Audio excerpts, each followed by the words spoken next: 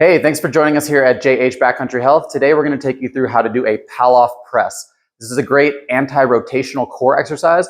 One of the primary functions of the core musculature is to keep your spine stable and reduce forces that would otherwise twist or shear or load the spine inappropriately, right? So with this exercise, you're going to press straight in and out with a band that's pulling you in a twisting motion, and you're going to use that core stability and strength to resist that force on your spine. So let's start with the kneeling version.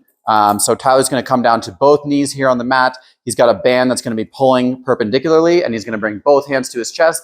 He's going to kneel up nice and tall, like he's going to be measured for his height. And then you really want to start with that good active core bracing, right? So Tyler's taking a big breath in, blocking down those abdominal muscles, squeezing tight, and then he's exhaling as he pushes straight out in front of him, inhaling as he comes straight back to his chest. Great. So a great cue to think about with this movement is that everything should be staying still except for your hands and arms that are going in and out. So you want to avoid any twisting. You want to avoid arching through your lumbar spine, leaning back. You should be staying nice and tall to the ceiling. And you can think about keeping those shoulders down and back at that nice posture. Then Tyler's going to bring his inside leg up, and we're going to go to that half kneeling position.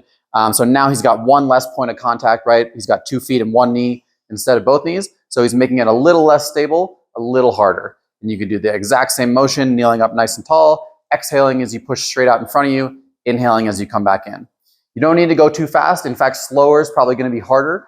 And if you go slower, you'll be able to control every inch of the movement and make sure that you're really doing a high quality movement instead of just banging out as many reps as you can. And then lastly, he's going to come up to a standing position. And with that, we could move the attachment point up a little bit. So it's perpendicular to his chest, and he's going to do the same thing, straight in and out, standing tall, keeping that core brace tight, and avoiding leaning back or rotating. All right, so that's the Pallof Press. This is a great core exercise. It could be a more advanced one for someone who potentially has low back pain that they're looking to rehab, or it can be a great performance exercise if you're looking to increase your core stiffness and strength so that you get better power and force transfer across your body. All right, thanks for watching.